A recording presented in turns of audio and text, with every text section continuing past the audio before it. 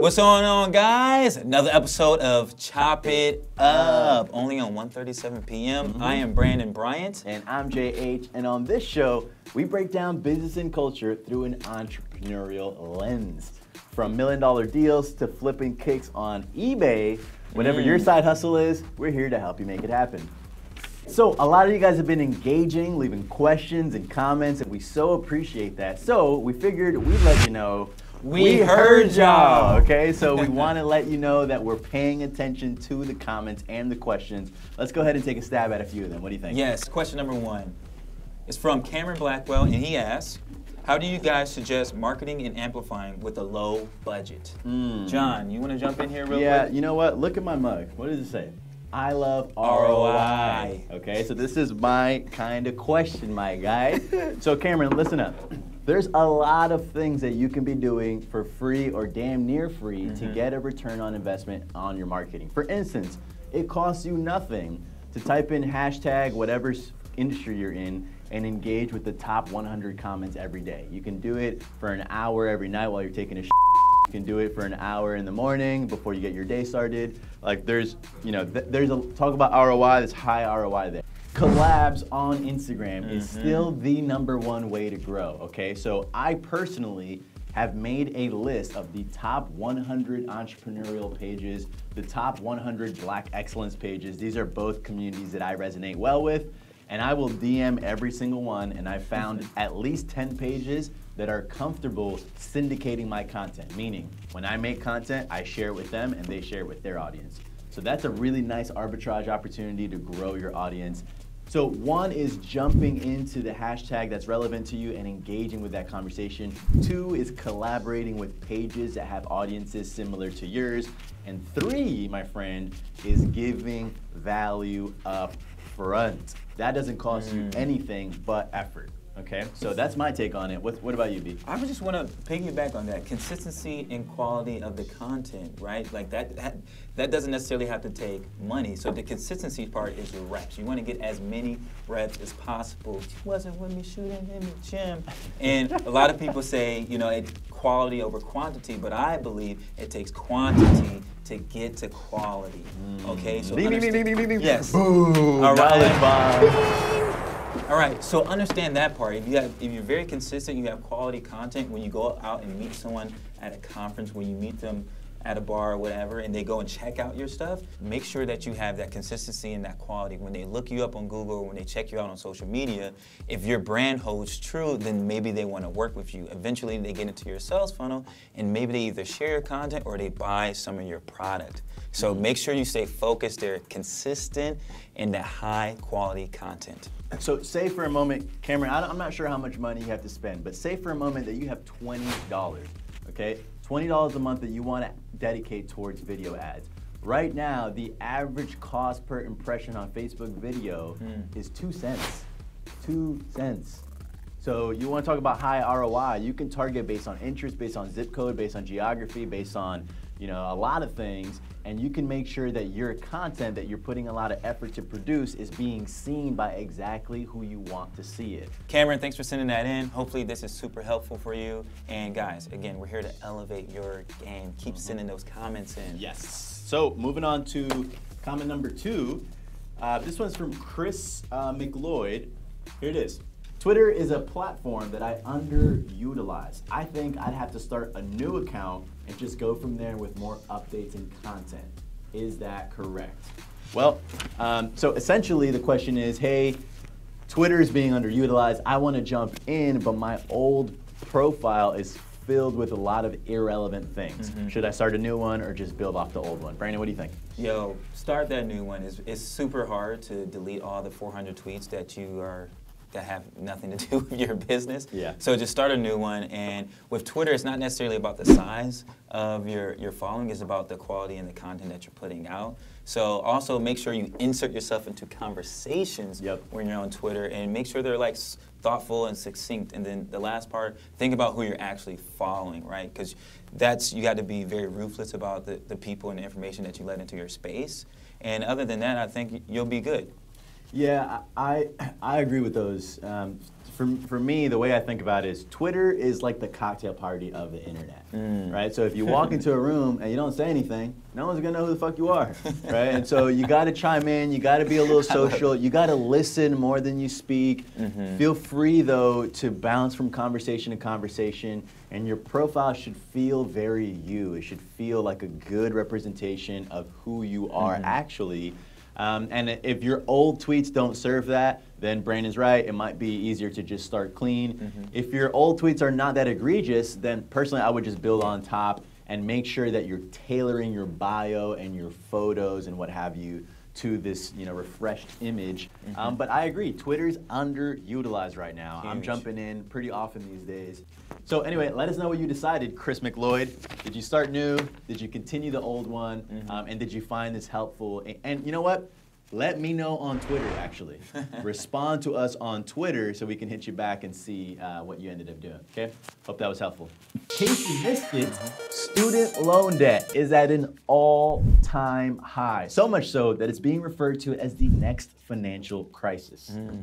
In fact, it's about $1.5 trillion. That is a lot of zeros, John. What's going on? Here's what's going on, B. Kids are graduating with roughly $40,000 of debt on average, and 43% plus are overqualified for their jobs. This is a losing formula. It's a broken system. The school system is not equipped to serve millennials in the modern workforce, period. And on that topic of debt, right now, 7 million folks in America are 90 days delinquent on their car loan. So, guys, on this topic, we usually, have some type of a takeaway, but we're just going to discuss, is it worth it to go to college or not? What do you think, John? Well, listen, I am a very proud college dropout. I'm not saying you should drop out of college. I'm just saying I did, and I'm saying that I got a 4-year head start on doing what I love out the gate. I didn't wait for an institution to give me validation. I didn't wait to join a fucking frat. I just jumped in because I knew what I loved, and that turned into actual hands-on experience that gave me an edge in the marketplace. Now, it's ridiculous to expect that an 18 to 22-year-old kid should know what to do with the rest of their lives that early. It's just unfeasible. Kids are essentially, synthetically choosing their life path before they know it, before they know what's meant for them. And they study for 4 years, they hit the workforce, they realize that that's not what they want to do, they pivot, they end up working a job that had nothing to do with their degree, and they realize much too late that the best way to gain experience is hands-on learning by just doing. So that's my take on it. John, I see college a little bit different. I really enjoyed college. I have a 4-year degree. Wow. But it took me 5 years. The Ohio State University, go Bucks.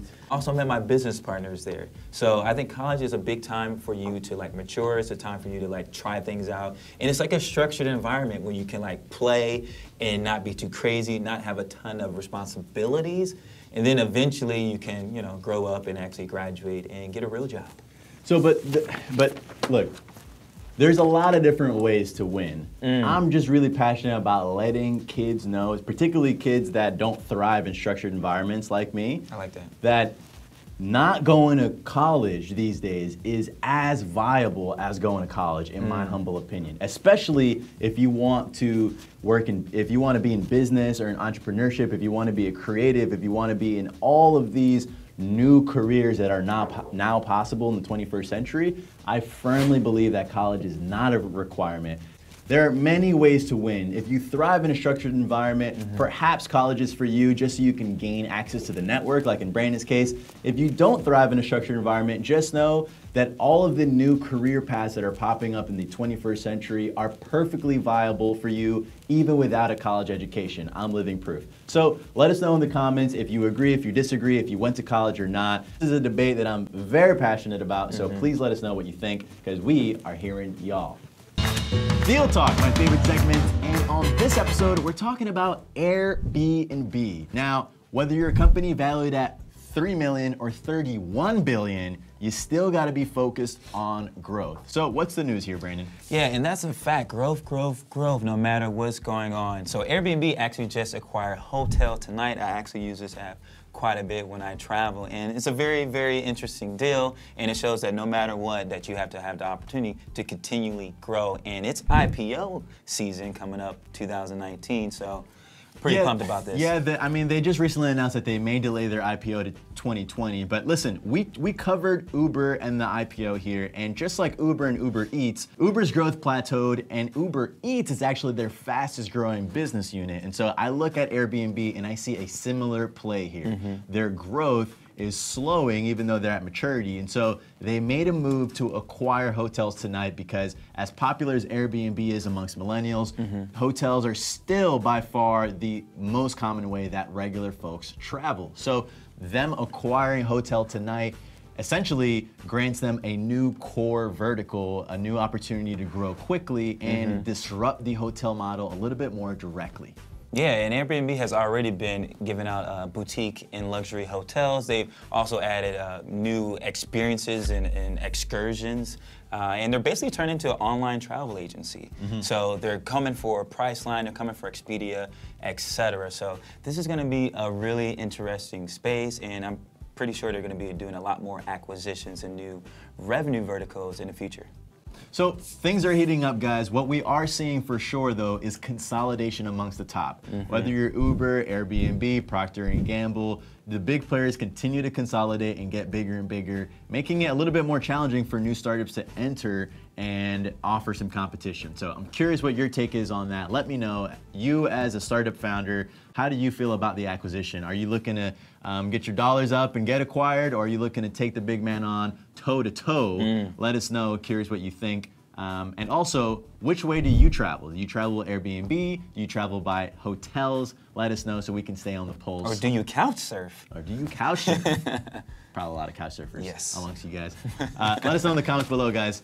All right, everybody, thanks again. This is another episode of Chop It Up, only on 1:37 p.m. Let us know in the comments below what you want to see more of, what you want to see less of.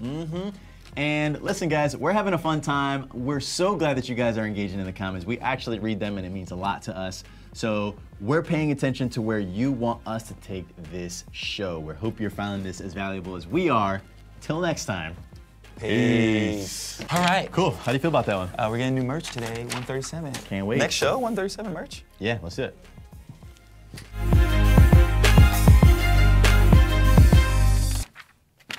What's going on here, guys? Guys, this isn't funny. You're still on YouTube and you're not subscribed yet? Click that red button below, subscribe, and get the latest Chop It Up fresh to your inbox.